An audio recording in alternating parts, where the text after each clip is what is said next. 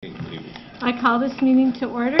This is the regular meeting of the Northfield Public School Board. Today is Monday, February 9th, 2015, and time is 7 o'clock p.m.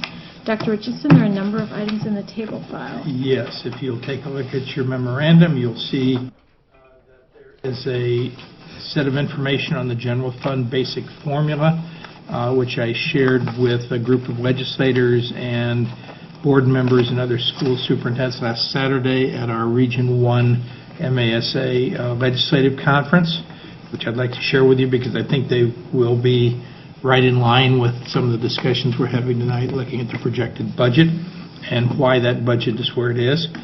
We also have some appointments, some increase, decrease, and change in assignments, and a resignation. And we also have an additional item for information, which is upcoming transformational technology listening sessions, because we want to give you an update on when those are going to be, so that if you would like to sit in on any of them, you are welcome to do so. Okay, thank you very much. If there's no objection, we'll add these items to the agenda as we move forward. We now have an opportunity for public comment. This is a chance for members of the district to address the board. Is there anyone here who wishes to address the board?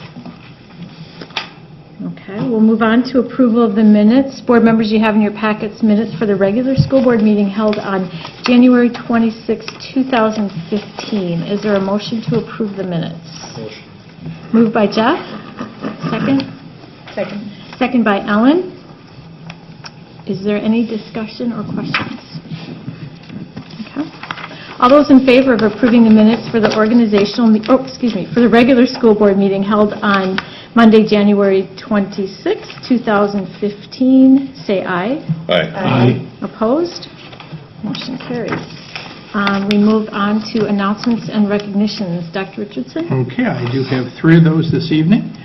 First of all, our Northfield High School torch team was recently awarded a grant from Workforce Development for the second consecutive year.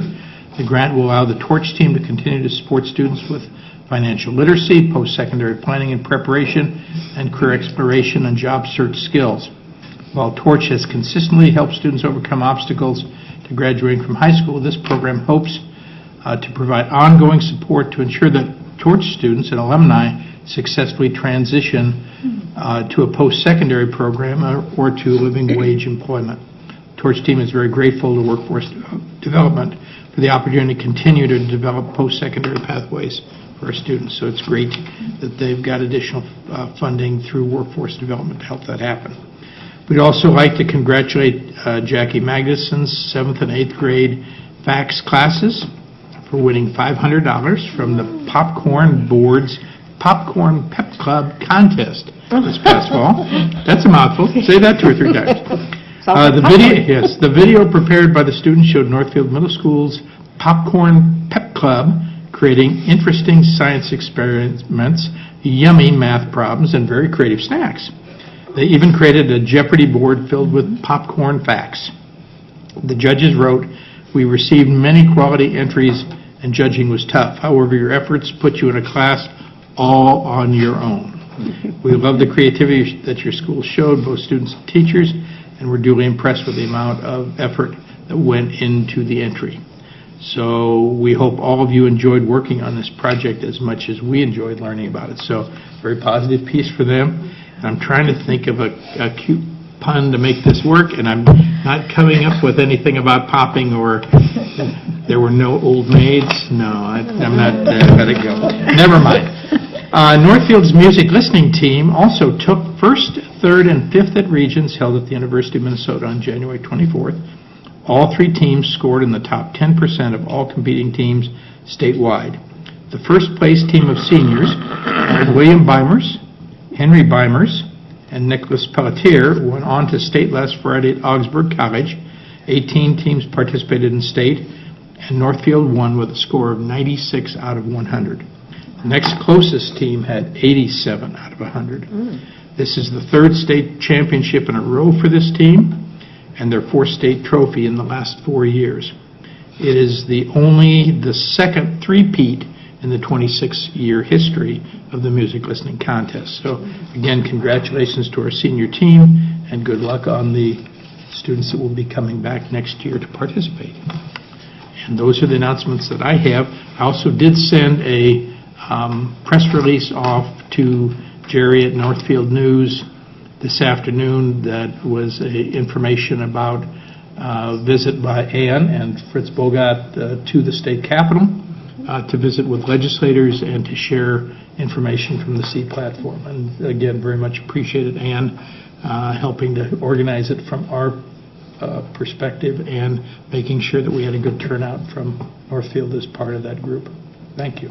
I have to commend Deb Griffiths from C, who kept us on time, took us to the offices we had to go to, but she knows her way around so well, so that was really helpful. And it's no easy feat right now.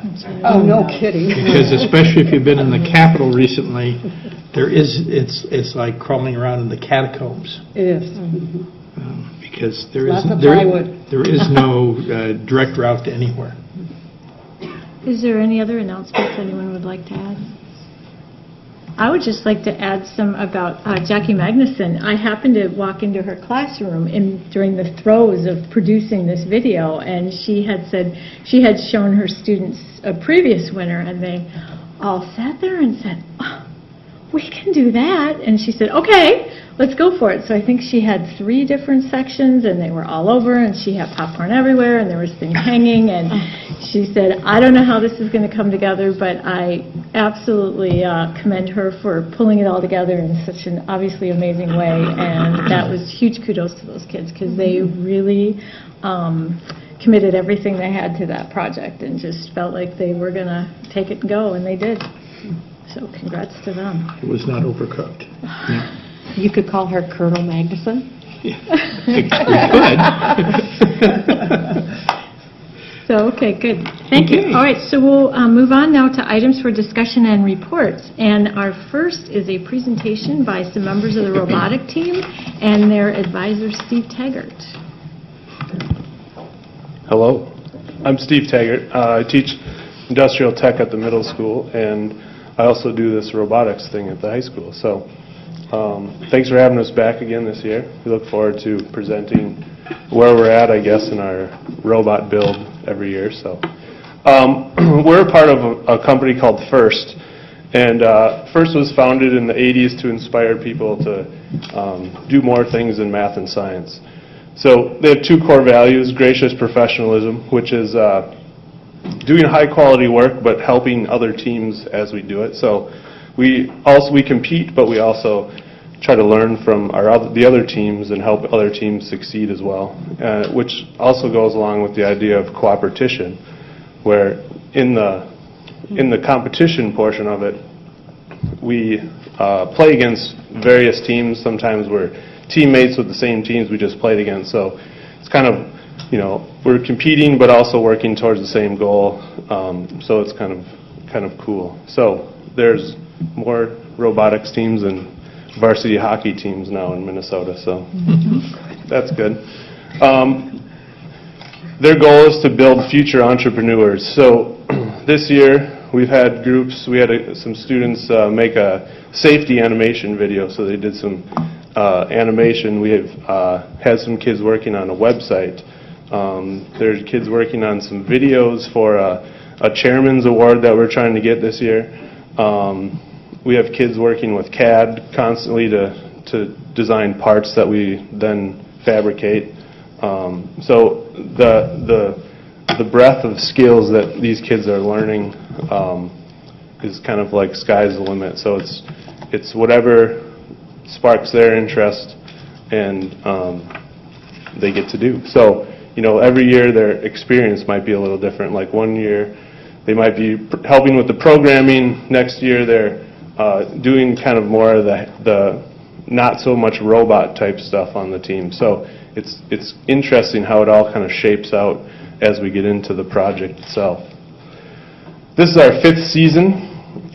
We've raised over $65,000 in the last 5 years to do this. Every year we pay first $5,000 just to be part of it, and then takes us anywhere from like 10 to 12 beyond that to do this. So whether it's buying food, travel, T-shirts, parts for the supplies for the robot, tools. So it's expensive, and that's kind of one of the not so fun jobs is going out and asking for money. So, but the kids do a great job with that. It's a good experience.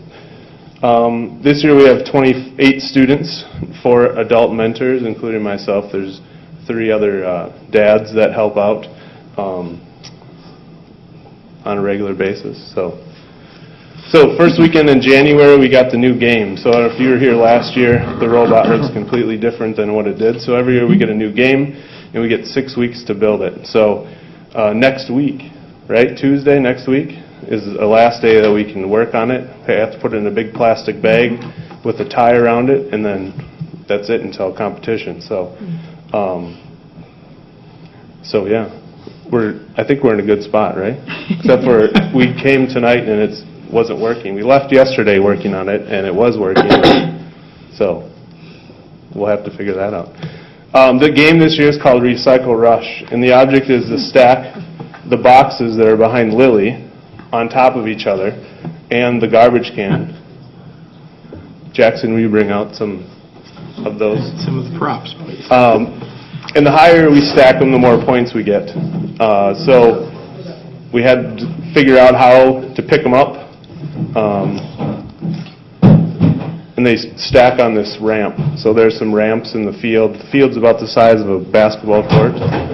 So there's 3 robots on half of the court, on each half.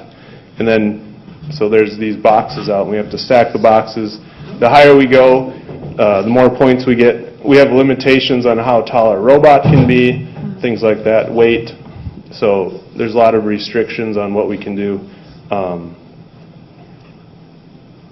So then I'm going to let the kids talk. But kind of my favorite quote from one of the big mentors of FIRST is he said that we're all good, smart people doing good, smart things. So. And then I want to bring I brought a few members tonight. You guys want to come over here? Don't be shy. Don't be shy. I'll have them introduce themselves, say what their name, their grade, and then maybe how long they've been involved and why they got involved. I'm Jackson Hillman, and I'm a sophomore, and this is my 2nd year. And I got involved because my parents told me I should go, so I went, and I had fun, so I kept going. All right, I'm Lily Dunlop. I'm a junior, and I'm also one of the team captains. And I joined because I've always been interested in the IT and the technology industries, and so I thought this might be a good way to get some experience in those careers. I'm Christopher Garlitz. I'm a sophomore. This is my 2nd year. I got into it by just seeing the sign and just, I was really interested in it, so I just came and joined.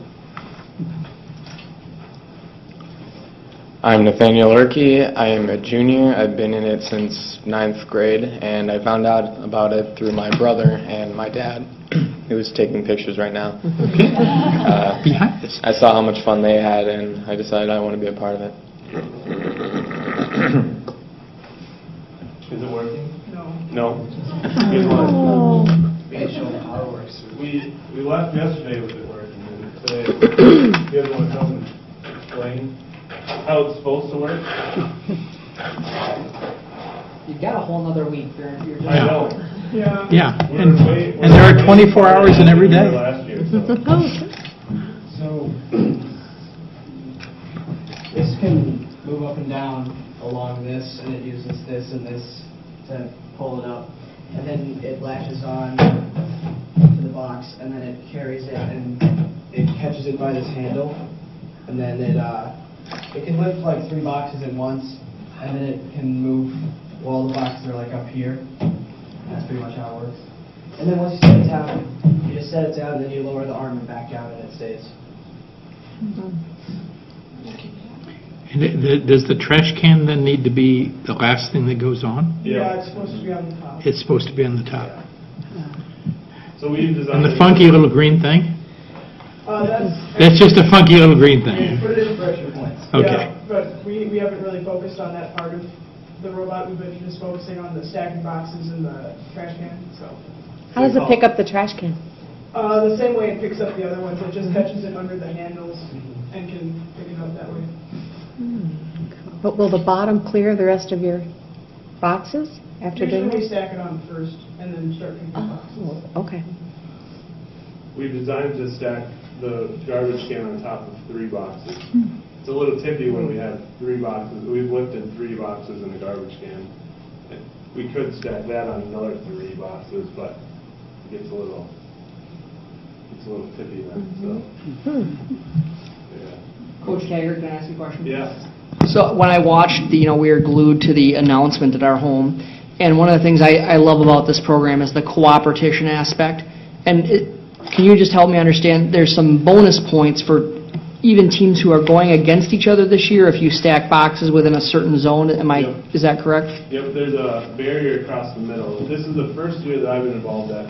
The robots from each team aren't being able to intermingle, I guess. There's a partition across the middle that at the end, if we stack boxes on that middle partition and other ones from the other side stacked, then we get more points. So our ranking is based on how many points we store, plus how many of those partition points that we get at the end. So, yeah. Any other questions? Sorry, we were planning on driving around. But I mean, that's always a highlight, Yeah. is when you drive it around, but no, Yeah, the code is not it won't see the code in the computer, so I don't know. Board members, is there anyone who has any other questions? And when you're at the U of M, are you competing against other Minnesota teams, you said, or regional? It's other Minnesota teams, and some of them come from all around the state. Okay. So it just depends. Okay. There are teams from outside the state. There's always from Wisconsin. There's been some Missouri teams. Okay, so a little bit regional. Yeah. somewhere. Okay. Yeah.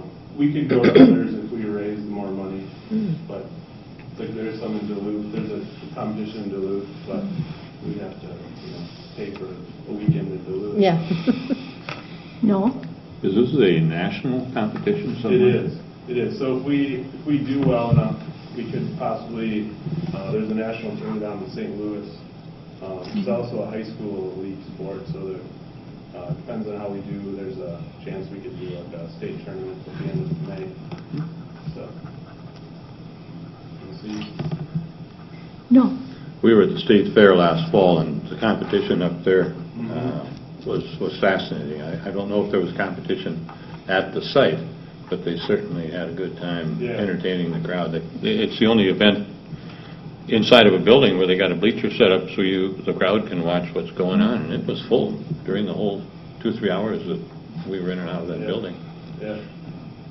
It's free to the public, so if you're up in the U area at the beginning of April, it's kind of an interesting experience that it's like a rock concert meets sporting played by robots. Yes. So it really is.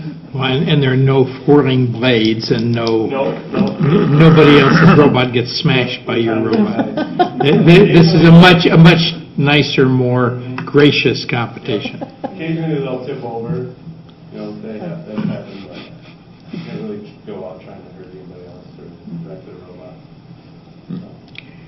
So I know when we've talked about this before, Steve, the part of the thing that you've told us is that prior to actually getting your game for this year, typically you've had the spare parts from the old robots to work with. Yep. So had you been trying to anticipate what might have been the competition for this year, and did it turn out to be anything? Did what they came up with turn out to be anything like what you were thinking about? Or has this really been one where you've had to really put your minds in gear, in this last several weeks? We never try to, I guess we haven't tried to figure out the game. Everyone always wants an underwater game. If you read the first blog, everyone wants an underwater game. But every fall, we met every other week, and we focused on more machining, because that's kind of the biggest struggle. Is we all have great ideas of how this is going to work, but then to actually build them and build them well so that they're going to function consistently during competition probably one of the biggest struggles, I guess. So that's kind of what we focus on. We focus a lot on machining, getting kids learning how to use the metal shop, and, different methods of cutting the metal, putting it together. Some of the motor mounts that we use, we have to be pretty precise on our drilling and how we can use some CNC machines that we have to make it more precise. So that's what we usually do in the fall to get ready. So, and fundraise.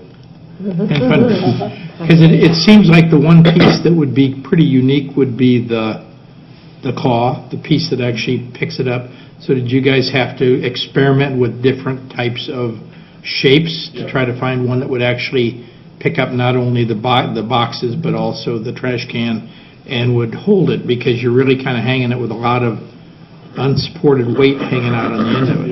Yep. And go ahead. This is our third try? Yeah, we had ones, we originally had ones that we saw in a different video that we found on YouTube that came and picked it up from the sides, which worked really well for the boxes, but it didn't pick up the trash can so well. And also at the beginning of the game, all the boxes are stacked on top of each other, 3 stacks high? 3 boxes? I don't know. Some of them were upside down. And so it would be really hard to get in there with the claws that were on the side, so we eventually ended up with this one, so that it would be easier to pull the boxes out. So we're not going to hear anything, though, about any of the waste management or Dick's sanitation service being missing a claw. Because they do have the piece that goes out and grabs a round trash can and picks it up and hoists it over his head. Doing good, smart. Yes, yes. And I wish to state I'm I guess the assistant coach now, and I've been an engineering mentor for this is my 5th year. And as I looked at the kids, they always start with big eyes and wild ideas. And that's great. Let's get messy. Let's figure this thing out. And they had claws that would open and close and stuff like that. And then when we start looking at the strategy of the game and complexity that we'd have to build into it, it kind of quickly became, you know what, we really need to play to the game and have a strategy for this, because we have only 2 minutes and 15 seconds per game to try to score as many points and go through 10 different rounds to then be able to be in the top rank, so that we can then go on to a quarterfinals, semifinals match. So, this year, I don't remember the phrase, but it was like, let's keep it simple. Let's keep pneumatics out of it. Let's keep spring-loaded things out of it. Let's keep, let's make it very simple. Because in the past we have struggled when we have had complex systems, and if one system doesn't work, the integration with another system might not work well. That again, it's all those things that you want to you end up troubleshooting during the competition. We'd like to minimize that, so a little different strategy this year. And we'd all love engineers who would always create final solutions that were the simplest and the least troublesome. Excellent. So I had, did board members, oh, I'm sorry, go ahead, Rob. Well, excuse me. I just have a question for the students. As I look at this and I think about what you're getting out of this process, I mean, there's a whole bunch of possibilities, and they may be a combination of possibilities. That there's the competition aspect, the teamwork aspect, the problem-solving aspect, the just fun aspect of it, the general experience of life aspect, and the how can this go on my resume aspect. And I'm just wondering, what's your motivation for doing this? What do you feel like you're getting out of this? Well, we get a lot out of it. Like you said, almost all those things are present, and we learn how to work together as a team, especially with people we don't know or haven't ever met before, especially when the freshmen come in that are just new this year, and you have to learn how to get along with them and how to deal with everyone's personalities. And then it's the same with the competition. You have to learn how to work well there and be efficient, so that your robot stays together and you're on time for all your matches and just working well together in the pit or in the stands or on the field. And big thing is time management. Like 6 weeks is not that many weeks to build something like this. And last year we were at week 6 and we weren't even close to done, and we had to do the whole thing in 1 week. And then it ended up not being, really polished, and we ran into a lot of trouble at the competition. But this year we learned from last year, and we were more like, all right, by the end of the second week we should have this much done. By the end of the third week we should have this much done. And that's how we've been able to have a much better working robot already 5 weeks, 6 this year rather than nothing last year. From my perspective, it's fun. The older kids kind of go into a teaching role as they go through this program to the younger kids, or the rookies we call them. So it's fun watching the older kids teaching the younger kids kind of the ropes and the basics of what's going on. So that's fun to see. Great, thanks. So I actually have a quote that I think beats Woody Flowers, and that's in the course description for the robotics team. And it said, "This will be the hardest fun you'll ever have." I'm not sure who wrote that, but I thought that was really interesting.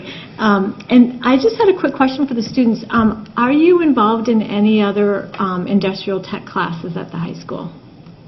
I'm involved with welding this year, and I tried to get involved in other IT classes in years before, but my schedule didn't allow it. So this was the only IT class I was taking for the past couple of years. Anyone else? I've been on woodworking 1. I haven't been able to have many IT classes, but I'm really interested in doing more for the next few years. Okay.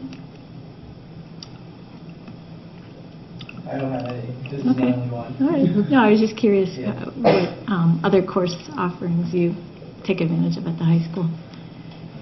All right. Well, thank you very much for your presentation, and we'll look forward to hearing the results of your competition. Good luck. Absolutely. Yes. Thank you. Well, two things, Steve, if you could. Would you send us an email to remind us of when the activity is, in Minneapolis?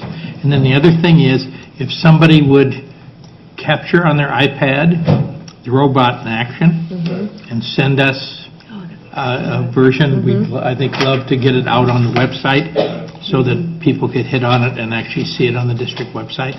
They don't want to give their secrets away. Well, no, I'm not saying I don't want you to do anything that's going to compromise your success, but at some point it would really be nice to have that so we could share with other folks. We will do that. Super. Thank you. Thank you. Julie? It's a shame we had I'm sorry, Noel has one more comment. My garbage has to be out every morning at 6:30. If you could bring the machine around, just bring the machine around on Thursday by 6, I'd appreciate it.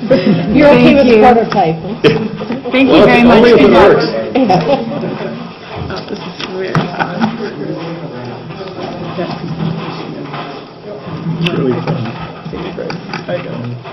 So cool. Okay, on to our second item for discussion, which is the district's 2015-16 financial forecast and general fund budget plan. Here to present is Val Mertsdorf, District Director of Finance. Good evening. So I'm going to go over our 5-year financial forecast and then what we have currently set up for our 15-16 budget parameters that I'll be going over in detail over the next several months. So just kind of what we'll be talking about tonight is what goes into the projection, what we know, the things that we don't know, our enrollment projections, what our assumptions are based on things that we know and don't know, and again, the summary of what we're looking at for starting 15-16, and then the timeline of when those presentations will be. So what we do know is that we ended fiscal year 14 positively. We increased our fund balance by about $400,000. We increased just the unassigned about 932 of that. The offset was more on the capital, the restricted, which was better than we projected, which is always a good place to be. The enrollment that we're projecting drives over 70% of our total revenue, and about 78% of our total expenditures are for just salaries and benefits. The 14-15 budget that we're working with right now, that Matt presented in December, has revenues of $44.5 million and expenditures of $44.7, so we do have a deficit projected of about 0.4% or $200,000. So that's what we know. It doesn't seem like a lot. The enrollment projections, we have 13-14 is where we ended. We ended with about 3,800, or just a little bit more than that. The APU column is the actual weighted, and these are the new weightings that the state has put into effect. So 4196 is what the actual revenue calculations go off of. For 14-15, we are projecting an increase. We had a larger kindergarten class than we were anticipating, so this is a little bit higher, which is a good thing since 70% of our revenue is coming off of this number. And then after that, we are projecting a slight decline. This is consistent with the information we had from the demographic study. So that's, yep. And then a slight increase in 18-19, but again, that's pretty far out. I tend to stick to maybe 2 or 3 years for more realistic. The financial assumptions that we're using for the numbers, the board has set a goal of 16% for our unassigned fund balance of our total general fund expenditures. I have held the assigned fund balance flat. There is not a lot of change in that anyway, but that's something that can change the numbers a little bit, so that is being held flat. Our revenue assumptions, currently we have 1% increase on the basic formula in each year of the biennium, which is currently part of the governor's plan. That is, we think, probably the floor and not the ceiling, but I'd much rather be conservative than err on the high side. We do have the inflationary increase for the referendum applied, and pretty much everything else was held flat. We will likely see an increase in special education revenue, but the state revamped the calculation significantly, and until we can really dig in and put all the numbers on paper, I'd much rather keep it flat. I did apply a small increase each year because we typically do see an increase, but everything else, fees and everything, was held flat. And I'm not aware of any federal sequestration this year, which is great, so that was also held flat. So overall, we're looking at a total aggregate increase of about 1.5% for revenue for 15-16. Our expenditure assumptions for salaries and benefits, we are looking at an average across all employee groups of about 4.1%. Some of that percentage is known with the contracts we settled this past year. Some of it's unknown. We'll start negotiations with the Northfield Education Association in the coming months. I do have a 10% increase for utilities. The last several years we've seen some really significant increases, and our budget was not keeping up with that. The revised budget that was approved in December did jump that number up quite a bit to kind of catch up our budget, but I am planning for a larger than average increase based on what we've seen historically for the last couple of years. We have about a 3% average for purchase services, and then non-salary, which is basically just everything else, we're averaging about a 2% increase. Annual inflation is generally 1.8%, so we're kind of keeping in line with that and what we would expect from vendors. So the aggregate increase for the total expenditures is about 3.3%. So that's a lot of numbers, and this is a lot of numbers to look at, so I'll kind of walk you through it.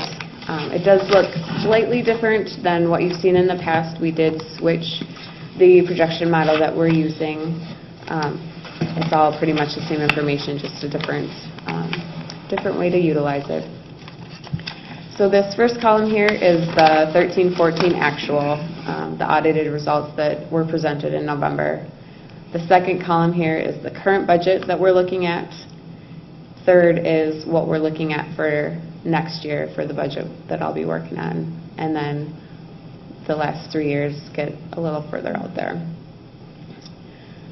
So for 13-14, we ended really positively, 24.3% unassigned fund balance, which is well above the 16%, which is great. We ended with a slight increase, like I discussed. For 14-15, we are projecting a small decline, but still well over our 16% goal. For 15-16, we are projecting to spend down about $1 million of our fund balance, 45.2 in the revenue and 46.2 million for expenditures. Even spending down the $1 million, we're still projecting to end at about 19.4%, which is still above the 16%. So the fact that we can deficit spend for 2 years in a row and still be over 16% is really great. The message that we gave to the voters and when we did the referendum was for the first several years we would build the fund balance because we know the state has not kept up with inflation for the revenue increases on the basic formula. And just to give you an idea, the 1% in each year of the biennium that they're proposing equates to roughly $250,000 in new revenue, which you can imagine is not sufficient to cover, even just inflation on a $44 million budget is over $700,000. So doesn't quite keep in line with what our expenditure trend is doing. So for 15-16, again, even though we're deficit spending, still ending positively over the board goal of 16%. And we also know there's several decision points between now and then. But 16-17, we are projecting about a $2.7 million deficit, which would bring us below the 16% board goal. So it is likely that over the next year and a half or so that we will be looking at some sort of budget adjustment for the 16-17 school year. Again, many decision points between now and then. Obviously, the legislature is meeting now and determining what all that will be in May. We have some better understanding of what that year is going to look like. But to maintain 16%, we would be looking at cutting $1.3 million or so and adjusting the budget in some way to accommodate that. The 2 years further out, always in every projection I'll probably ever do, look really terrible. Every projection model I've ever had looks that way. The further out you get, the less you know. And especially with declining enrollment projection and increased expenditures, it just gets further and further apart. So, like I said, I typically tend to focus on the 2 closer years. And this is the development calendar for the budget. Tonight, you guys will adopt a resolution for requiring administration to make recommendations for additions or reductions in programs. And then the first meeting in April, adopting, if needed, resolutions relating to program and staffing changes for 15-16. And then starting with the last meeting in April, I'll be presenting budgets at every meeting until June, starting with debt service trust fund, and our director of child nutrition will do the child nutrition budget. And then last meeting in May will be the big general fund budget, and then in June we only have 1 meeting, and I'll bring all the budgets together for approval since that is required to be approved before June 30th. That's a pretty similar to how we did it last year as well. So if I can stress anything, it's that we ended fiscal year 14 really financially sound. And the forecast is really just for an information tool for planning and knowing that in the future, for 16, 17, we'll probably look at a budget adjustment versus coming to you today and saying, next year we need to do something drastic. So I'd much rather be ahead of the curve than behind it. So again, lots of decision points between now and then to realize that kind of forecast, but that's how it looks currently. Hopefully the legislature will come in with a little more than one, but we'll see what happens with that, and obviously provide you with an update when we have more information regarding that. So I think that's about it. Do you guys have any questions specifically on that? Board members, does anyone have any questions for Val? I have a question. It's not specifically about the budget, but it's thinking about, as you keep talking about, many decision points between now and then. Yep. So in the past when we've had to do this, we've had to look at cuts. Am I mic on? No. There you go. Okay. In the past when we've had to look at cuts, we've done this sort of set of committees, and we do it in January timeline sort of thing. And this is what we would, kind of the position we would be in about a year from Correct. now. And in the past when we've done this, we've also then looked at cuts and then thought about if we were going to have to go back out to the voters, when we would do that too. So we would potentially have to be thinking about that as well. We would need to look at both parts. Okay.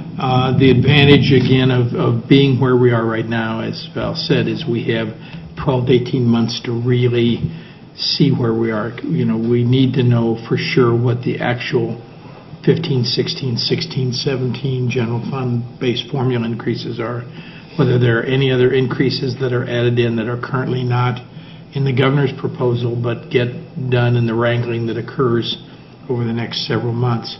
And we also will be in much better shape after we complete the negotiation process with teaching staff this spring and summer. That then gives us really data about the next 2 years in terms of the largest negotiating group in terms of where their final pieces are going to be. So typically we would be looking at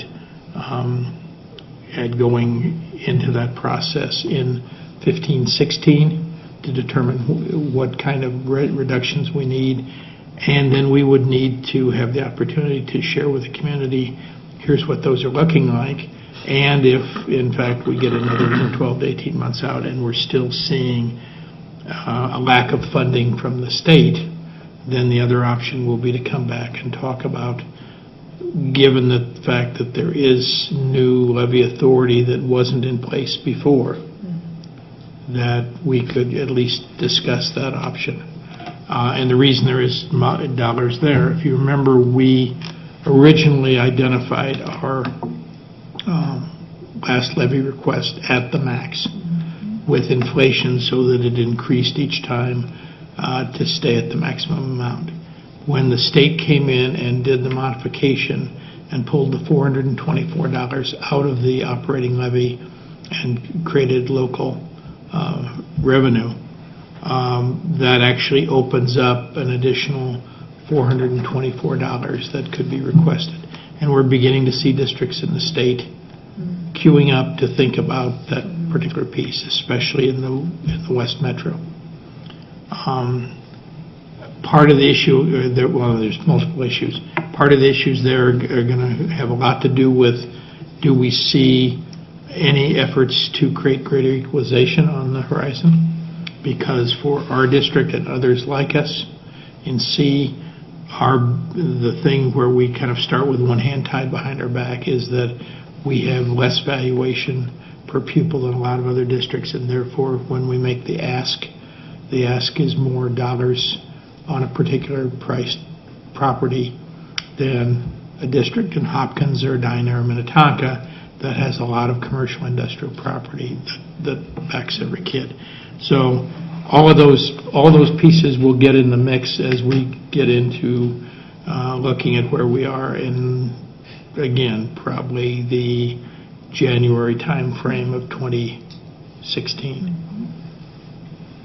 And I think too, when we go back to previous January forecasts, often, not every year, but often January, in this case February, because we should comment that, little Eliza came here a couple of months ago, and so we were keeping it together until Val got back. But the January forecasts typically look more dismal than it turns out to be because there are so many unknowns that we have at that point. And we're a district, because of the leadership of Chris and Tom Stringer and previous folks, that we've always been very conservative. And as you know, typically, a lot of years, there's good news in June, that we're coming out better than what we had anticipated. We've had excellent audits and, those. So what we look at this as, again, the informational piece. Is it concerning? Without a doubt, we know. But this is exactly what we projected. If you recall, when we went to the voters, when we said that when they passed generously the levy, we said we could probably make it 3 to 4 years before maintaining current programming. And guess what? 16, 17 is the 4th year, exactly as we had projected. So it's not new. It's not something that in fact, we kind of thought we might have to make some reductions this year. Some of the original projections were about a $700,000 cut this year, but the legislature did some unanticipated things in the second year of the biennium last year, adding a little bit to the formula. So there's, as Val said, I want to emphasize that there's a lot of decision points between now and next January that can both potentially be in our favor or against us, but we are conservative enough that oftentimes things turn out to be a little bit better than what we had anticipated. No promises, but we're trying to be as conservative as we can because we want to make sure that we keep programming in place as long as possible. And the first of those will be the February forecast that will come out in March, which, don't know why they call it February 4th, but when it comes out in early March, that will give us kind of the bellwether as to whether the governor will believe that there are additional dollars that could be available to fund education or not. If the forecast is negative, then potentially, the governor has a lot of control because he sets the original budget parameters. But if the forecast is better than what is anticipated, then oftentimes governors will go back and allow the amounts to be nudged up from the original proposal because there are more dollars available in terms of the surplus. Other questions, board members, either for Val or Matt? Ralph? Since I've only been on the board since 2013, when was the last time we had to make reductions because of? 2000. It was the 2010 school year, if I recall correctly, 10-11. I think it was 11-12 because I was here. It was and I started 11-12, yeah. in January. Because we did the reductions in the spring and the levy in November of 11, so it would have been the 11-12 year. Okay. I'm just wondering, as a sort of budget 101 level, what is the most important? I mean, it seems like the district, as you say, budgets very conservatively and all of their forecasts are very conservative. What's the biggest kind of variable here? Is it what the school district does or what the state legislature does or the revenue forecast from the state? I mean, what is the thing that's going to be most driving the possibility that we have to make reductions? I would say it's probably twofold. The negotiations with the teachers union, obviously if almost 80% of our budget is salaries and benefits, and they are our biggest employment group, that's a very big factor in our expenditure budget. And let's just be really clear too that if you look across, I would say if you look across the U.S., for sure in Minnesota, I would bet a week's worth of Diet Coke, which is a significant investment for me, that almost always more than you want to do. School district budgets are 80% personnel costs. Yeah. And from time to time we'll have people who will get honest about that. However, we are a people business. And the fact that our personnel budget takes up 80% of our overall is exactly where it needs to be. And so I want to be clear that it's a matter of, it's a variable because it is our largest group that would impact the biggest number of people on the budget, but it is what we do, and it is what every school district does. So I just want to be really clear about that. Absolutely. And the fact that we pay the people who do great things with kids like you saw tonight, and that is part of the process. So I think that's really important to reflect upon, because we get into the budget, we look at numbers, and we forget that it's really supporting people who are supporting and doing the really great work with kids that we have. Sorry to have interrupted you. No. Second piece, Val, is... Nope, that's fine. On the flip side is our revenue budget. What the legislature decides, it's, again, if it's 1%, it's $250,000, but if it's 5%, So it's really, it's a balance on what impacts the budget the most. It all has to come together in the end, but those, in my opinion, are probably the two biggest On the revenue factors at this side, point. on the revenue side, Rob, it's basically the general fund basic formula. That's the driver, because you take your enrollment, you multiply that by your general fund basic formula. That is about 70% of your district's budget.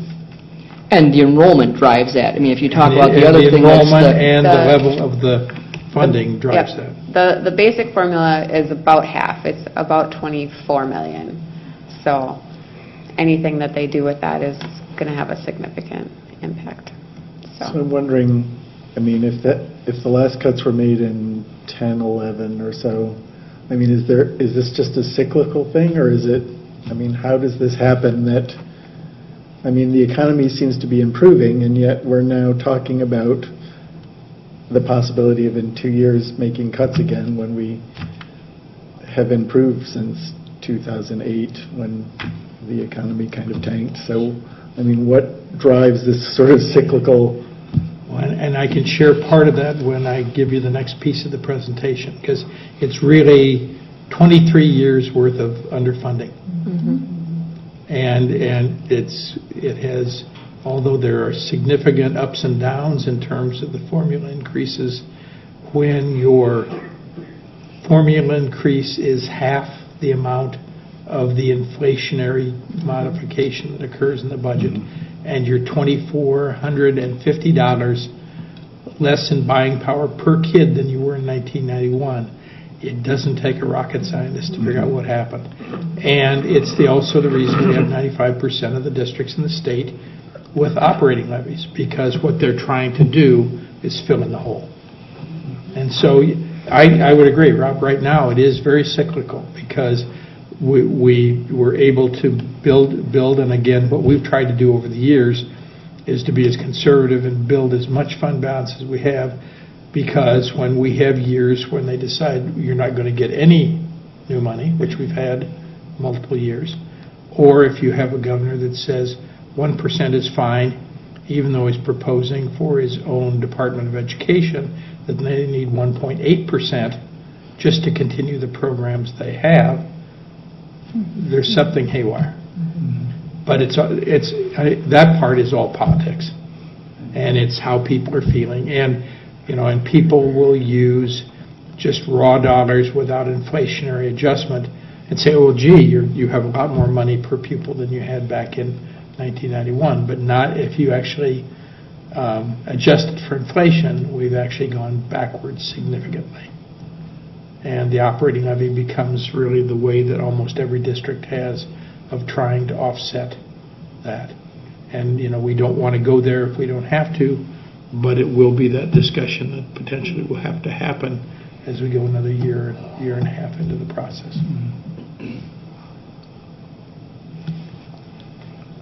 Jeff? I'm just curious, I know that the average levy is about $800 per pupil, and we're at 16 or something. Where do we, schools our size, where do we rank in there as far as highest to? Let's see, actually now we're back down to about, what, 1,200? Because they took the $424 out. Okay. I'm thinking that the average now is up more like $1,000. That's what I would guess. And, but across the state, you've got folks that have no operating levy at all, and you have folks that have $2,500 per pupil. And so a lot comes down to, when you're trying to support the programs, you're trying to do the things that boards of education want to do for the students in their districts. There's obviously a cost to doing that, and it's, as we've said, I think now with a lot of the focus is 80% of that is salary and benefits. And so in controlling it, one of the, part of the way we control it is we do the self-insurance in terms of both health and dental, which I think in the end is going to really be helpful for us. But we also then have to negotiate those salaries, and we have to give a reasonable increase if we're expecting to keep the people we have and to encourage new folks to come on, because there are a significant number of staff members in this district as well as others that are to the point where they'll be retiring over the next several years, because that baby boom group is headed out the door. And Jeff, I can get you that data. There's a couple of state organizations that I just was trying to pull it up, but I can't pull it up quickly enough. But, we could actually give you just a printout that has everybody's operating levy. Go on. I'd add one more follow-up. So in terms of your conservative estimate, it's based on the 1% that we might hear about from the legislature. But I was curious, when you're thinking conservatively, like there's the whole 4-year-old preschool piece that could just blow us out of the water, because while we all might think preschool is fantastic and we want to be supportive, it sounds like they wouldn't, the facilities, all the instructional staff, the after-school programming, the transportation, it would be a dream if they actually funded all those pieces. So that's something like that would rock this out, right? You can't take that into consideration when you're... There's a huge chunk, $100 and some million that would be funding more individual scholarships for parents and preschool students. And the concept in the bills that we've seen has been looking at the idea of offering preschool to any student, 4-year-old student that wants it. Well, at that point then you're looking at what are the facilities available across any district, and there is no money put in place to cover costs to build out or to create space. In most districts there are not enough private providers who are 4-star parent aware to be able to really absorb them within the private sector in terms of preschool. And there are some significant concerns that I think many of us have about making sure that the quality of the preschool programming that would be paid for with those dollars is going to give kids a consistent instructional level that makes them ready for K. The whole purpose of this is to make kids ready for K when they walk through the door. Then there has to be a way to create consistency in terms of the students that come to us after they've been through some kind of preschool program. And I think we spoke with some legislators on Saturday, and with the all-day K close in their minds, several districts at that event said we had to spend a significant amount of dollars to build places for those students to go. So we heard from several legislators on Saturday saying we don't want to replicate the construction issue that you had last year. So I think people are pretty cognizant of that, where I'm not sure they were last year. But the flip side is there's also some other bills that could be to our good. So we understand there's somebody who might be, there's a representative that may introduce a bill to fund the teacher development and evaluation law. And what that potentially could do is what we're hearing is they would try to replicate QComp to a certain extent, for teacher development and evaluation schools. Now, we think the QComp schools will take exception to that in certain circumstances, but we also know there are some bills to do some more things on transportation. Any of those other categorical things, while we believe put the money on the general formula, anything else in a categorical way that we're already spending puts money back in the general fund as well. So hopefully, it's pretty early in the session, but hopefully that will all work itself through.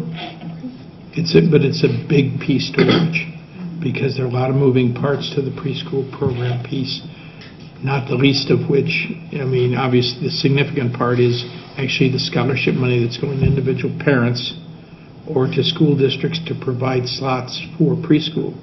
But it's also, the build out, the materials, the equipment, everything else that goes with that. I think when we listened to folks on Saturday, who talked about they'd already spent $7 million to build out buildings to provide space for kindergarten classrooms. And they're completely full now.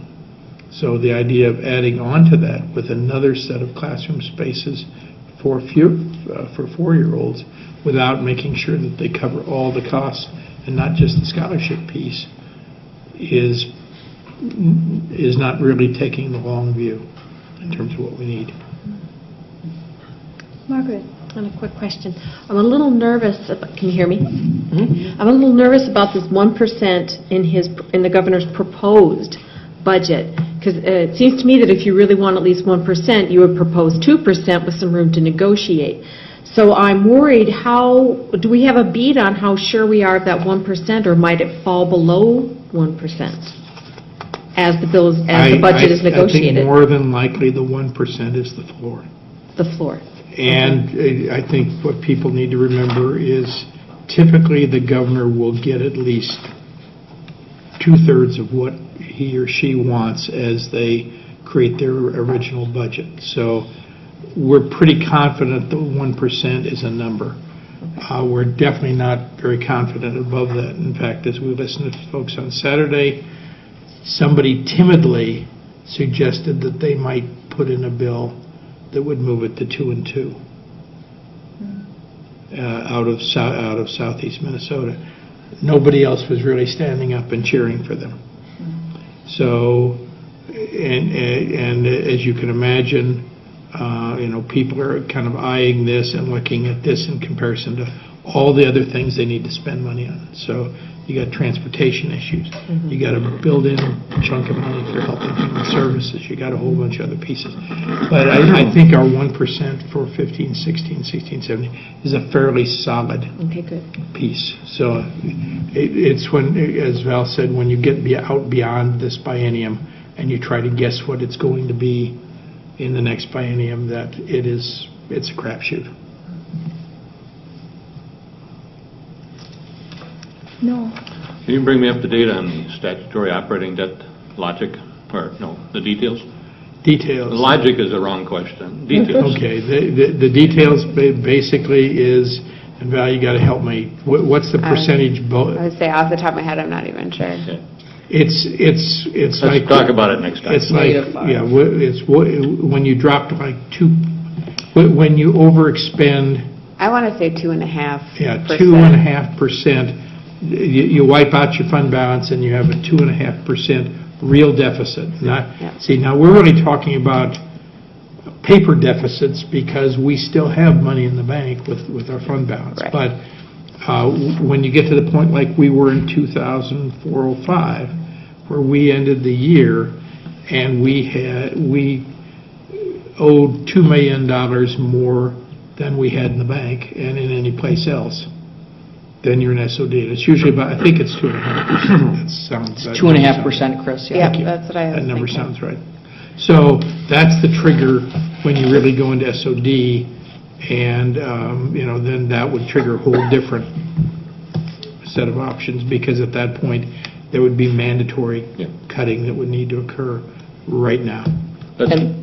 Let's have that number in there sometime when you. Yeah. It is 2.5%. I just checked on the reviser website, and the current number is 2.5% of the most recent fiscal year's expenditure amount for funds that are considered under this particular subdivision. So 2.5% is correct, what Chris said. And I think that's one of the reasons we've set the fund balance goal at 16%, because there are districts who are less, and when they get to their fund balance goal, they're in real trouble. This 16% allows us some room to make some decisions to avoid statutory happening, because none of us want to be there. So, and we're a long way from that. We got to be really clear with that too. Yep. Thank you.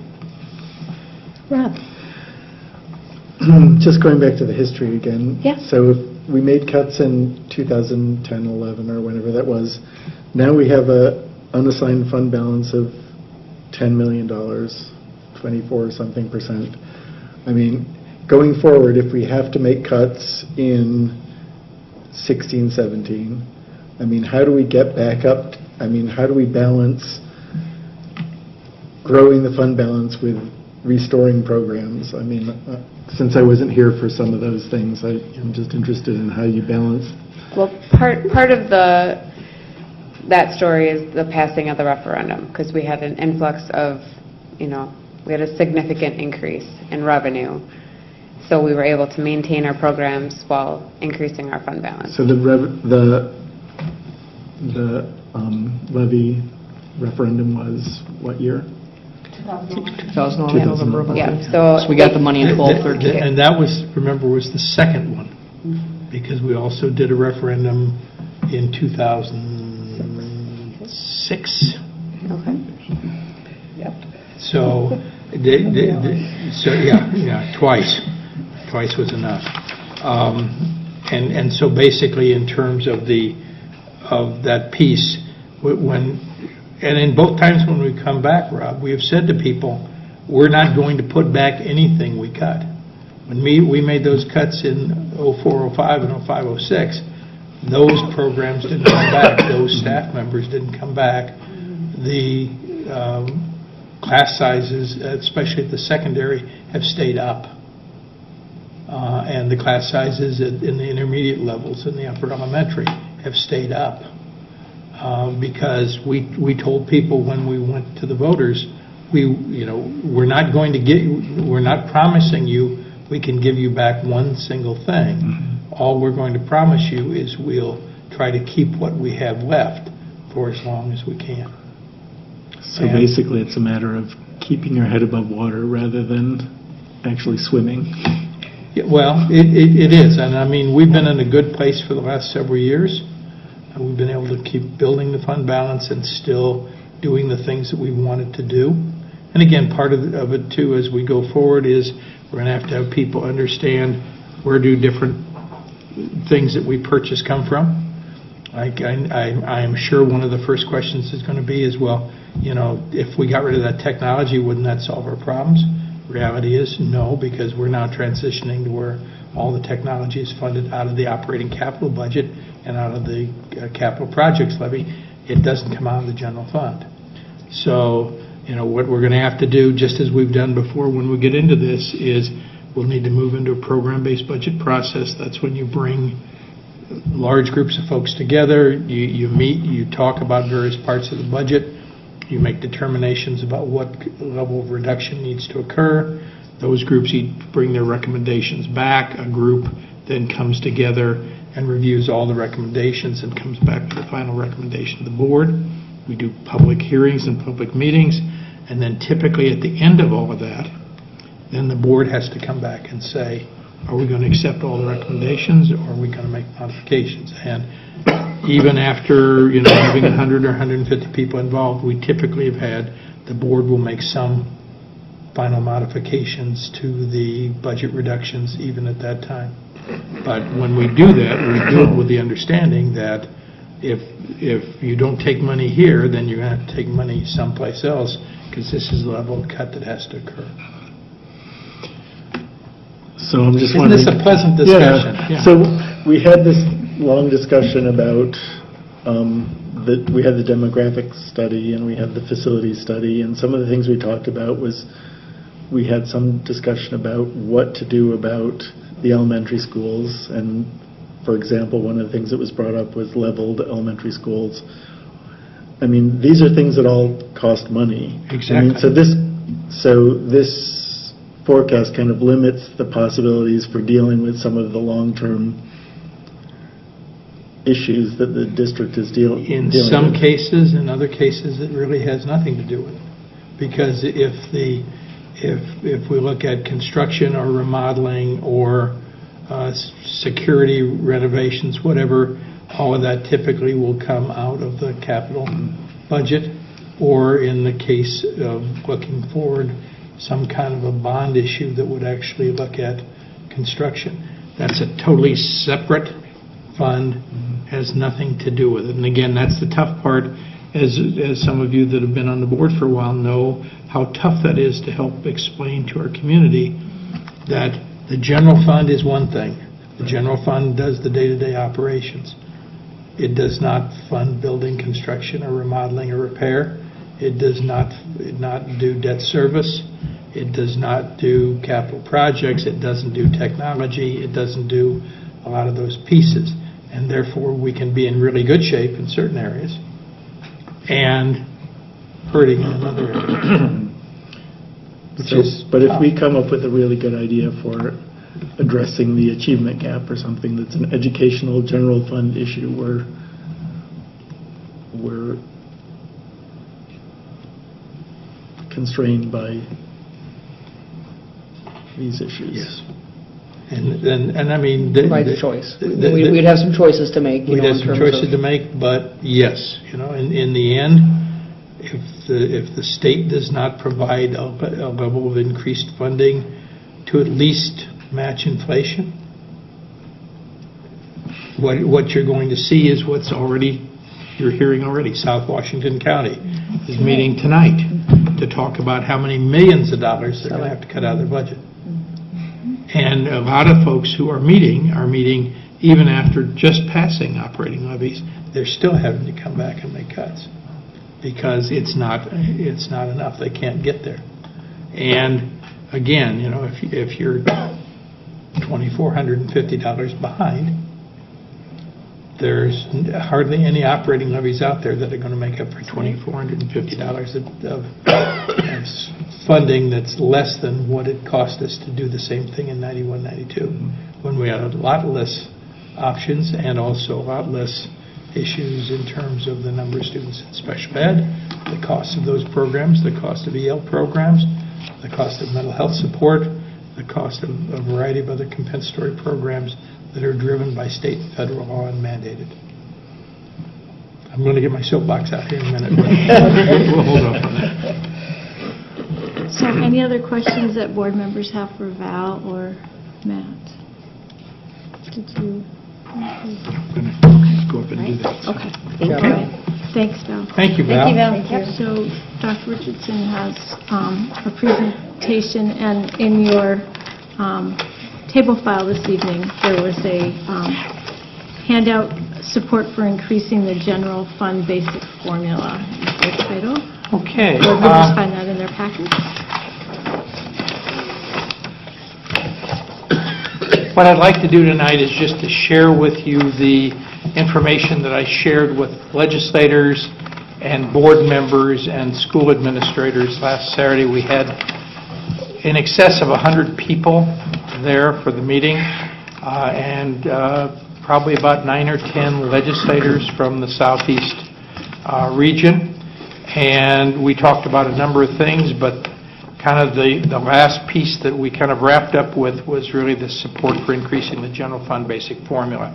So what I want to do is just share with you very quickly where we are, and I think it will answer some of the questions that we've been talking about tonight. If you think about the general fund basic formula, it's the per pupil amount that every school district receives from the state of Minnesota for every student attending school in that district. So it is the lifeblood of school funding. It is something that every school district gets, regardless of their size, regardless of their wealth or the lack of wealth, etc. Unlike any other stream, basically the general fund basic formula has the ability to positively impact every kid, every classroom, every school district, which is why it's so important that the legislators and the governor look at it as they move forward. Also, the basic formula, in my mind, is the thing that really drives the constitutional mandate in Article 13, Section 1 in terms of a thorough and efficient educational system, because the money there is going to every school to help support the education of every child in the state. Here's the problem. When we think about all the formula roll-ins, all the adjustments that have occurred over the last 2 decades. And so I've got a data chart that basically goes back to 1991, 92, and takes a look at how much money was added, what was rolled in. And when we talk about a roll-in, that's when the state says, well, we're no longer going to pay for this separately, we just add it onto the formula. Well, the problem is, when they do that, the strategy that they usually use is to say, well, we're going to put $300 that we used to give you in terms of transportation, we're going to add it to the formula, but we're not going to give it to you as a separate categorical in terms of transportation anymore. Then they're going to say to people in the community, you got $300 per pupil in new money. Well, you got zero new money in terms of the general fund formula, because all they really did was push money that you were getting somewhere else into the general fund. So roll-ins are a significant issue. Anyway, when we take a look at that and we go back to 91, 92, and we look at that 23 years, the general fund formula has been as low as a 1.4% decrease from the previous year, as high as a 4.5% increase per year. Over that entire 23-year period, we've had a 1.4% per year average increase. And during that time, there were 9 of those years when there was zero increase, which is really when you needed to have fund balance in place. So if you think about it, 1.4%, remember that number. Now let's flip to the rate of inflation. We typically in government use the implicit price deflator, which is the calculation of what it actually costs to do business as a government. Since 1991-92, the increases in inflation have ranged from 0.8% to 6% per year. They've averaged 3% per year, which is more than double the basic formula growth. I think you're seeing the problem right away.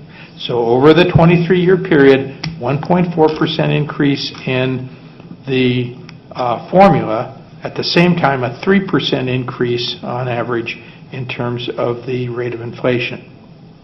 So if you go back to 1991-92 and you take the dollar amount that you had to spend on kids, each child in 1991-92, and you pushed it forward to 2014-15 and into this year in 2015-16 for this next year, you would need more than $2,400 per pupil added to the formula. The formula would have to be up somewhere around $8,000 a kid instead of $5,500 or $5,600. There is the basic problem that we have. We have a formula that has not kept up with inflation, and because it hasn't kept up with inflation, we have continually been in a process over the last 20-plus years of feast and famine. In good years, we survive. In bad years, we make cuts. So that growing gap really has eroded the educational opportunities for every student in our district and in every district in the state. And that increasing gap is why you have about 95% of the school districts in the state that are pursuing operating levies. If you think about it, and Noel, you can go back to that time. Remember what they used to call an operating levy when it first came out? It was called an excess levy. It was called you wanted to do something really neat or nice for your students, and you were able to pass an excess levy so you could use that excess money to purchase that new thing or that new program or whatever. Well, nobody uses it for excess anymore. What's happened over the last 20-some years is the operating levy has been used almost exclusively to try to fill a part of the gap between what it costs to educate kids and what we get from the state to do so. As I told legislators on Saturday, we appreciate that the governor started out with 1% increases for the FY16 and FY17 budget. But people need to remember that that basic formula increase doesn't even cut or come close to current inflation levels and has no impact on the growing gap. So we're actually falling backwards with 1%. It doesn't even square with the governor's own proposal for the Minnesota Department of Education, which is proposed to get a 1.8% annual inflationary increase in order for them to simply continue the services that they provide.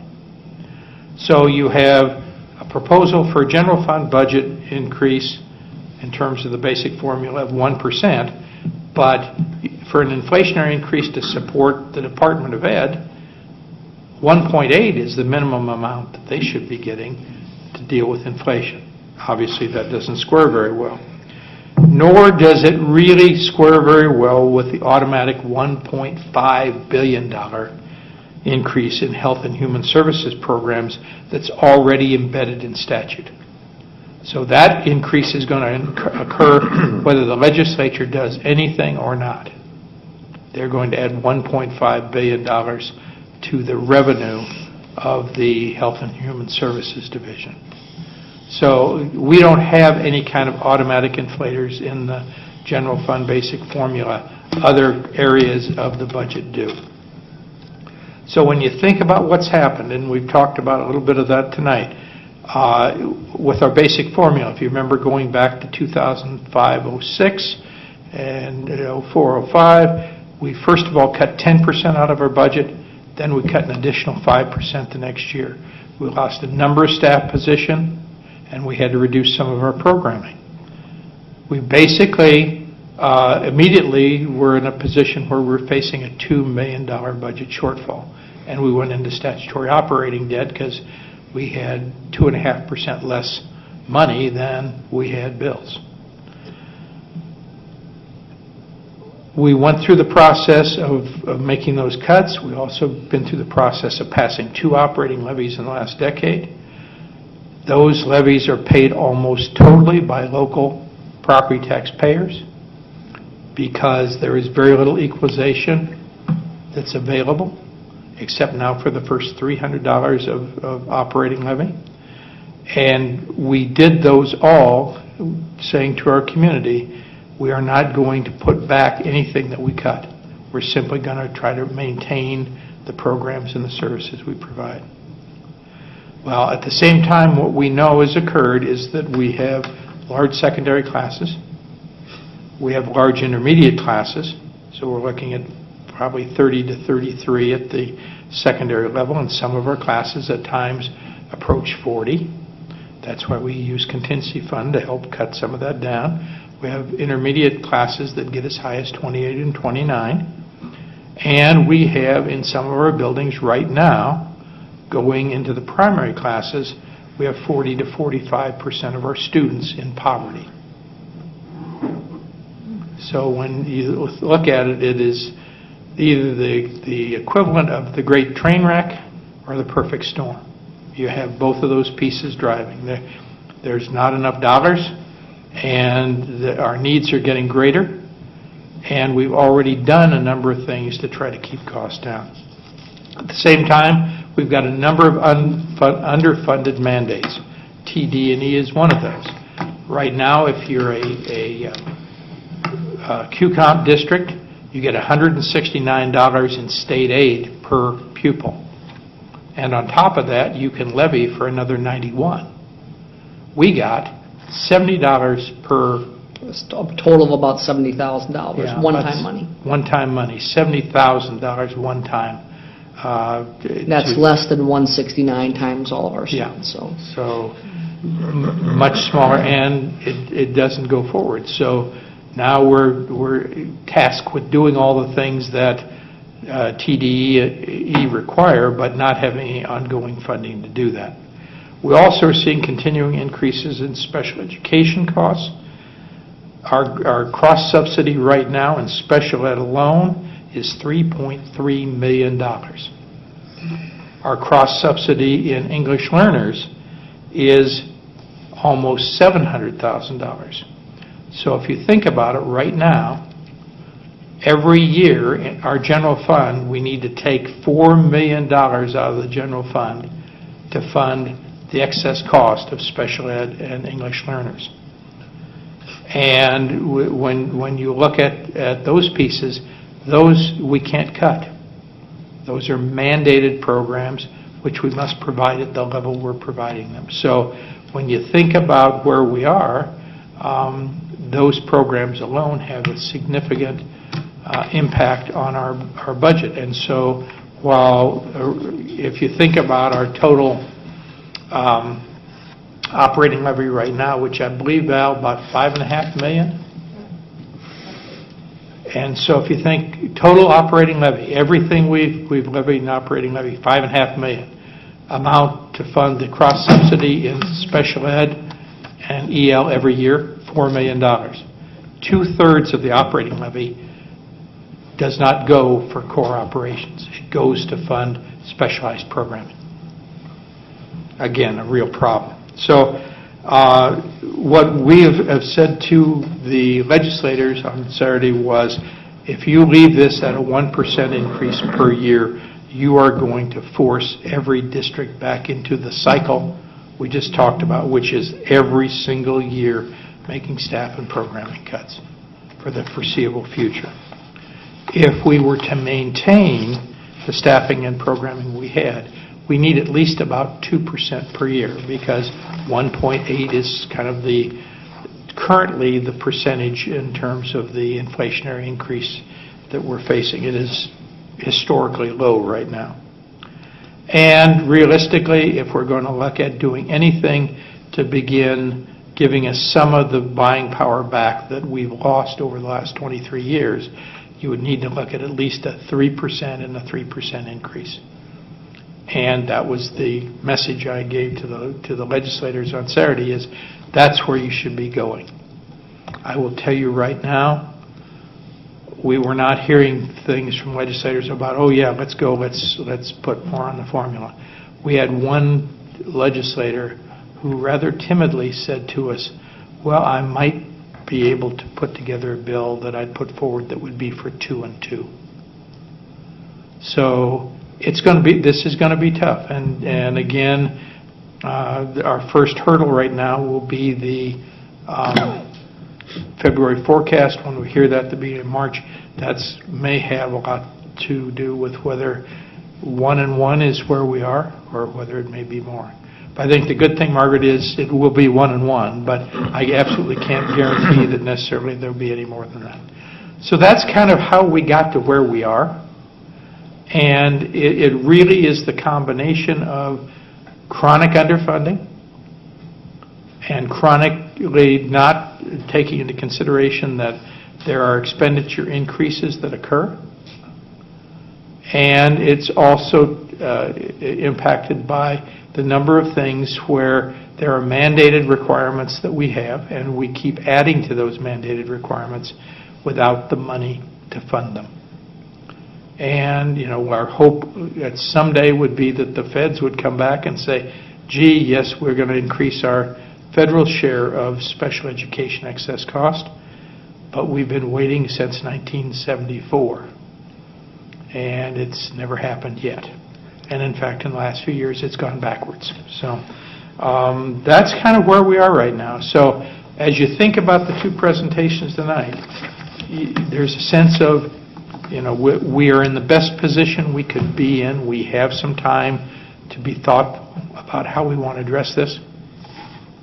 We're in a lot better position than most of our neighbors, who will be starting to make cuts probably this year going forward. But if we don't see more dollars in terms of state aid coming forward, we are going to be in the same position everybody is within a year or two as our fund balance shrinks. So, questions? Board members, questions?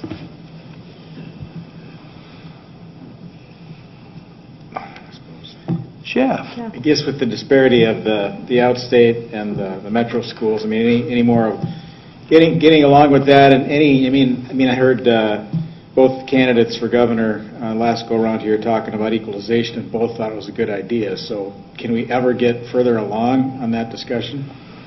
Well, right now, if you look at the governor's proposal for this year, there is not a single mention of increased equalization. There's not a mention of alternative facilities, which is part of the programming that C is really stressing in terms of a way to address some of our construction and repair and remodeling issues. The governor really focused on two big things. One was the 1% increase in the formula in the 2 years. The second was the $100+ million increase in individual student scholarships for 4-year-old programming. And then we have a number of other pieces like free elementary breakfasts and pieces that are kind of aimed at individual programs or individual communities that have needs that are kind of projects that I think the governor wants to try to address. But when you look at the money he's playing with, really, by the time you do the 1% and 1% and the money for the preschool programming, pretty much all of his core money is used up unless he comes back. And, obviously transportation is still out there as a big piece. The transportation, while it's definitely good to have good roads, doesn't really give us any support in terms of supporting kids. So no, we're not hearing much, and as much as we push the equalization as being a core piece, that especially districts when they're doing operating levies or debt service bonds or anything else, when we continue to have districts like Northfield where property tax owners or property owners need to pay 2 to 3 times as much to generate the same amount of operating levy or debt service levy as other districts that have high valuation. The equalization piece is important, and the equalization piece is important because it not only supports school districts in terms of trying to meet their needs, but it also tries to treat taxpayers fairly regardless of where you live. And we're just not seeing that yet. One follow-up to that. Sure. You said previously the first $300 of the levy is equalized. How long has that been in place? Just this last year is the first time. So that's at a new higher level of equalization. I believe it's 60% now equalized. So that's the best it's ever been. And then the next $424 is equalized at a slightly higher level than it was before. But anything over $724 is totally local property tax. And as you mentioned earlier, the average operating levy is more like $900 to $1,000. So every district is covering at least a chunk of their operating levy with local taxpayers taking the burden. And if the valuation in that community is not as high as it is in another, they are impacted with a greater burden. Board members, anyone else have a question or comment? No. 2 things. First of all, thank you and Matt for being there on Saturday and being a powerful voice for the districts, because we've talked often about how respected you are and how well you are able to articulate the issues that we're all facing statewide. And I think some very sobering realities tonight about how important that general fund, the funding formula is, and that despite this community's efforts and continual support, we cannot levy our way out of this. The state has to come forward and fund, and that's their, we all know is their obligation. And while they're out there with all kinds of other initiatives that may be well and good, it's really coming off the backs of basic K-12 programming, and we need, that message has to be very, very powerful and very strong. To the community and to legislators and whoever wants to listen. Yeah, we exactly. need money on the formula. Thank you. Okay. Thank you. Thank you.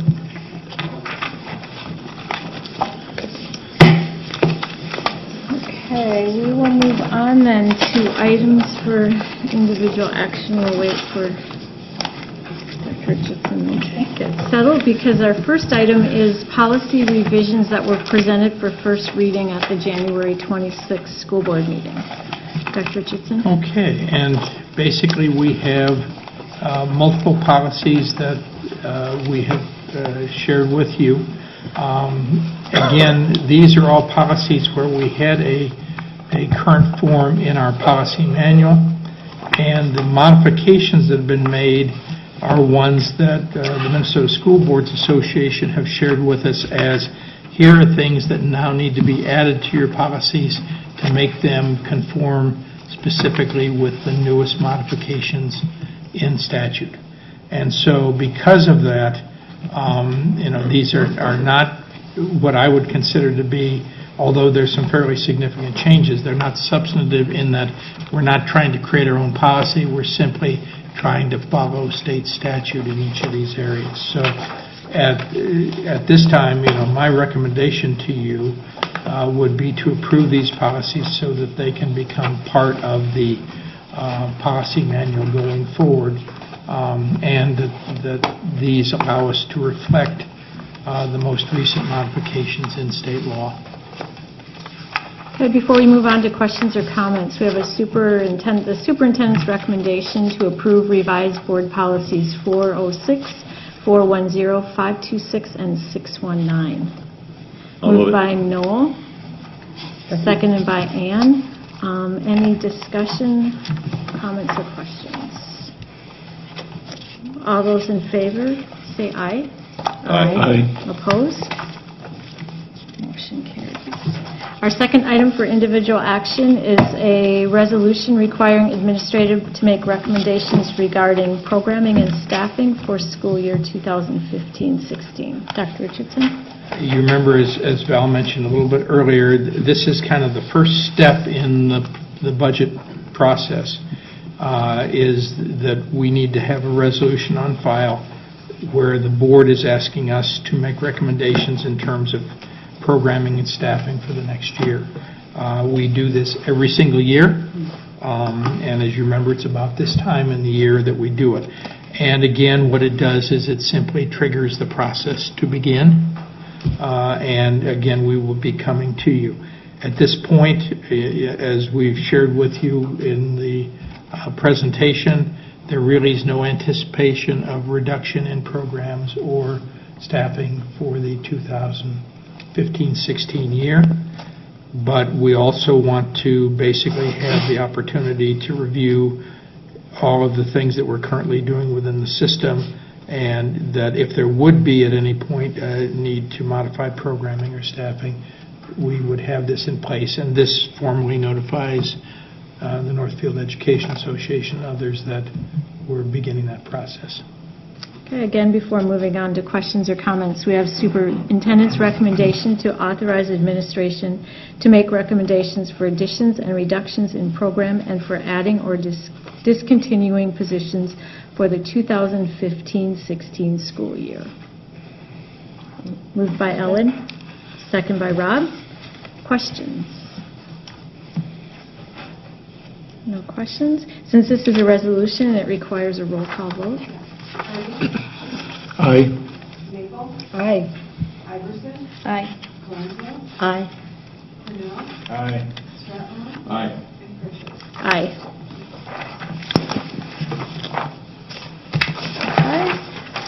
As a reminder, there were a number of personnel items in the table file to be added to the consent grouping. Is there anything anyone would like to pull from the consent grouping? Do we have a motion to approve consent grouping? I move. Moved by Margaret, second. Second by Ann. Any discussion? All those in favor of approving the consent grouping, say aye. Aye. Opposed? Motion carries. Items for information. First item is the 2015-16 school year calendar. Dr. Richardson? Okay. In your materials, you have a copy of the 2015-16 proposed calendar. We've actually been working on both the 2015-16 and the 2016-17 calendar. At this point, we are not bringing the 2016-17 calendar forward because, as we've had for the last several years, noises are being made in the legislature about trying to modify the start dates or to give us greater flexibility. However, we do not feel we can wait until the legislature gets around to making a decision in order to try to support our parents and families who are trying to set vacations and all the other things that are going along. So the calendar that you see before you is simply for 15-16. Depending on the legislature's action, it's very likely we will try to come back to you in June and basically ask you to go ahead and approve also a 16-17 calendar. We have it ready to look at, but do not want to take it any farther until we have a chance to see what the legislature is going to do.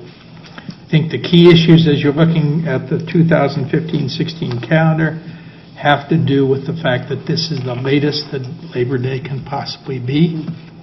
So we're looking at September 7th, which means our first day of school cannot be this year until the 8th of September. You'll notice that because of the timing for the winter break and both the Christmas holiday and the New Year's holiday, that we will make an effort to keep the winter break a little bit shorter this year, with the idea that we will include the 21st and 22nd of December as school days, with the 23rd being the first day of winter break.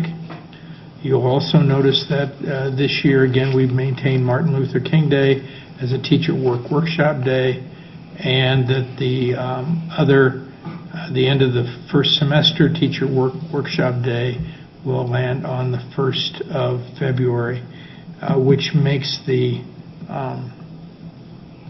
second quarter a little bit longer, the third quarter a little bit shorter, but the overall 89 and 85 is being what people believe is a reasonable split in terms of the days. We've maintained spring break, and spring break, again, for this year and also next year would align with Carleton and St. Olaf in terms of spring break, which we've tried to do. You'll notice that we're looking at the last regular day of school with a 2-hour early release on the 8th of June. We also have laid out and built in 2 makeup days, so that since we are not able to do any other makeup days inside the calendar structure, the makeup days are basically the 9th and 10th of June. And those would be makeup days for both students and teachers, and they would be student contact days if we had a 3rd or 4th day of school being called off. If we have a 5th day of school being called off, we ask teachers to come back on June the 13th for one more staff development day at the end of the year. And so that's really the structure. A lot of things, as we talk with the Meet and Confer Committee, are kind of foregone conclusions. They're just things that are going to be the way they are because of the timing for Labor Day and the timing for winter break. But we also, I think, based on this year's work for 2014-15, have made a determination we are going to move forward with doing makeup days. And again, for secondary, those makeup days would allow us to modify the end-of-year exams so that they fall in that time frame, which includes the 8th, 9th, and morning of the 10th.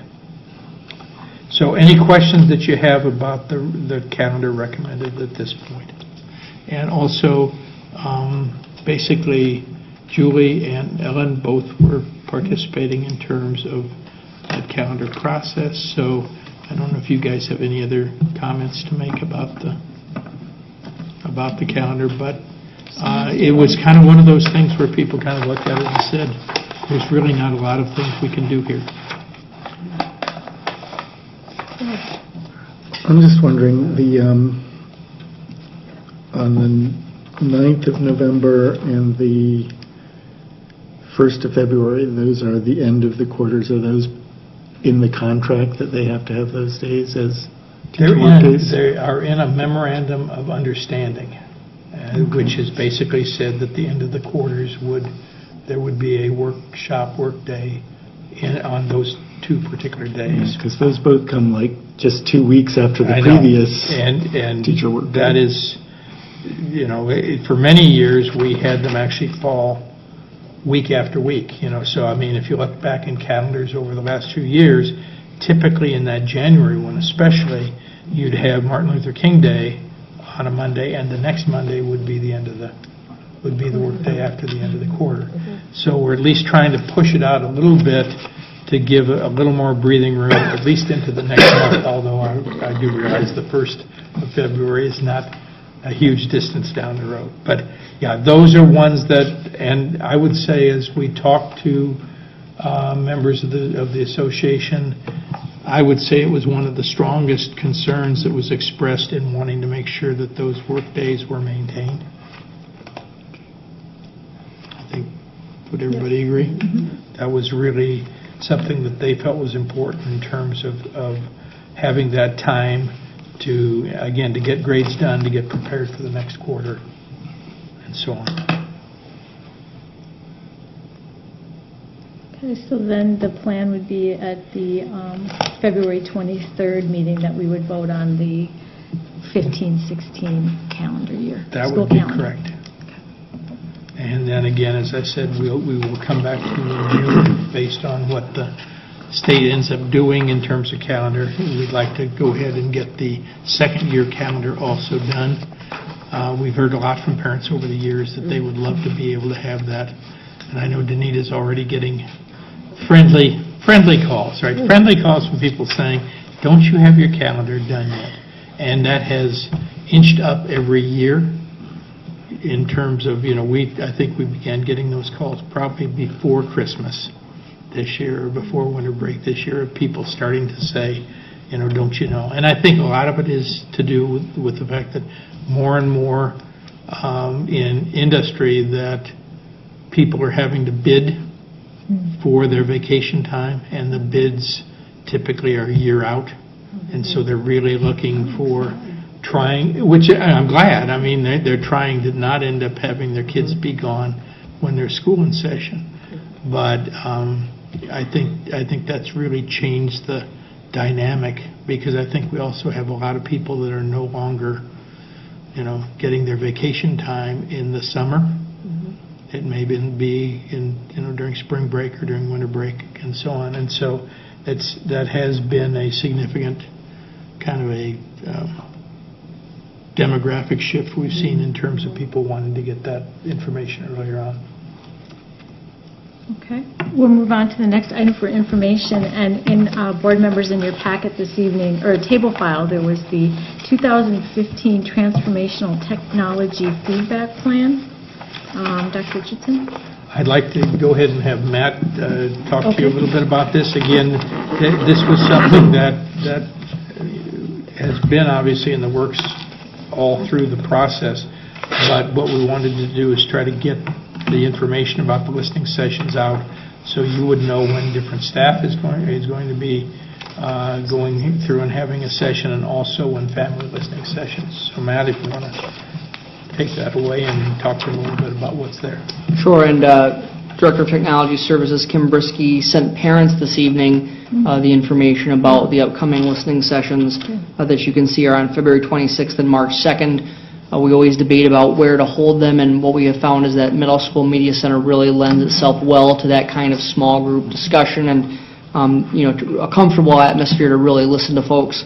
And it's about the same time as you remember that we did this last year. And so we obviously have at least one session at each building. You'll see there's a couple of sessions at the high school. We've also offered to all PLCs at the high school. That's where we're hearing that wanting for some more small group opportunities. So it's been offered that any PLC at the high school could also have their own listening session over the next few weeks as well. And so these are really designed to gather feedback from parents and from staff. It is really about hearing what is going well with the Transformational Technology Initiative, what's not going well, and there's some of both. The fact is that Kim has also put together an online opportunity for people to give their feedback should they not be able to attend the meeting. And so there's a survey link, and actually it uses the same core set of questions that we used in February of last year. She's added an additional question this year about Schoology. So again, attempting to gather all that information, really just listen to what people are saying, and then basically the first round of this in February we'll be gathering data. That's what the listening sessions is. It's a way to gather data from people both in the survey form and in the face-to-face form. And then March really becomes a problem-solving month in terms of looking at what are the things that we want to continue to do, what are the things that we want to stop doing. This year, as you know, what she presented the last time is we do have a decision point in terms of looking at the staff lease at the end of this school year, because our staff iPad lease is the smaller of the two, obviously. That's up at the end of this year. That's some pieces of information that we need to make some decisions on. Do we look at combining the student lease-in with that and moving forward? Just a lot of different pieces to talk about. And so the hope would be that she would be able to bring back more information to you at that first meeting in April, just giving you a report on what kind of data was collected, bringing that back to the district's technology steering committee in early March, asking them to take a look at it, and then come forward with a series of recommendations for moving forward.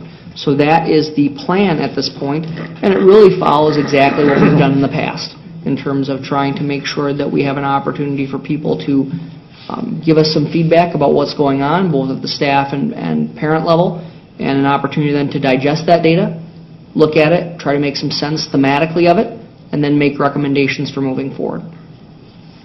Does anyone have any questions? Margaret? I do. Excuse me. Are parents able to come to the staff listening sessions? We typically have not invited parents to the staff listening sessions because, first of all, they're typically during parents' workday, and really it's a little bit of a different focus in terms of instructional and those kinds of pieces. We have not ever had we have quite a few parents on our staff, so there are some parents at the staff listings, but we have typically segregated them because there have typically been some different themes for those different stakeholder groups. Because I'm thinking as a parent, it might be good to hear. Do the parents ever get access to how the staff feel It could be anonymously, because the staff might have a perspective that would be good for the parents to hear. I know that, I think if I'm right, we had some staff come to the parent listening sessions last year, kind of that reverse method, and I do know that parents asked those staff members, what their feelings were at that piece. And if I'm right, I think, Mr. Whitala, you were at one of those, weren't you, last year? Yes, you were, okay. So it has gone the other way. I think what we've run into is typically we would have a hard time getting parents to something as early as 3 o'clock when we typically have to do those sessions. But that is an idea I can certainly bring back, and we can discuss that with Kim.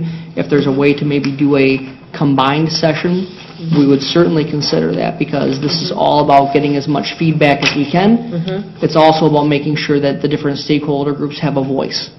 Because I'm thinking as parents who are not educators, there's a lot of perspectives that an educator could talk about with this transformation technology that a parent might not have considered.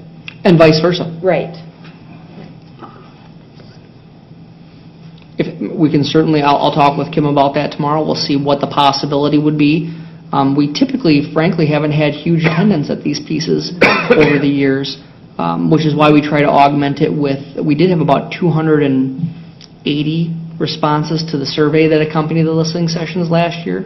So that's a positive thing to get that feedback. But we're trying to look at, and when you look at the calendars to do these this time of the year, there's something every night, and so you're trying to avoid, a band concert or a significant playoff game or those kinds of pieces. And what it becomes is you are looking at the slots that you think can bring the most people in. Okay. Thank you. Any other questions, comments? Okay. Move on to the last item for information, which is the enrollment report. Okay, and again, I don't believe we need to take any significant time in terms of that at this point. You'll again see the enrollment report for this month, shows you our numbers, and if you take a look at the charting on the back side, and you see kind of where we started out the year, 3941. We went up to as high as 3946. We're now at 3934.5. Something about flat and pancake come to mind. We tend to be very, very stable in terms of overall enrollment. And again, as Val indicated, our enrollment is up a little bit above what we thought it was going to be for this year, which is the only offsetting benefit in terms of a pupil-driven formula, is that when your enrollment actually comes up a little bit, that generates more money in terms of the general fund formula. But really nothing remarkable or out of the norm in terms of what's happening in terms of our overall enrollment through the month of February. Okay. Thank you. Reminder of future meetings, Monday, February 23rd and Monday, March 9th. That would be our only meeting in March, Monday, March 9th. With that, I ask for a motion to adjourn. Oh, I'm sorry, no. You may wish that I had had the motion to adjourn before I'm done, but I'd like to take a couple of minutes and share something. I wished I had done it during the presentations, but we had a couple of really weighty issues tonight, very thought-provoking. And one was financial forecast, the other was support for increasing the general fund balance formula. Both of them are really powerful impactors on the district. And I would share with you, and I want to make it quick, but I do think it's timely. I was with a company that was in damage control for about 10 years. They had serious financial issues for all of that period of 10 years. And we would joke about it, cause of damage control, which I think is a military term in a submarine. And that's where we were, because we were below water, we were taking water. And it was demoralizing. Our top engineers, our top leadership slowly left. What was significant was that our product during that period of time didn't erode, but the perception of the product eroded. And a perception is significant.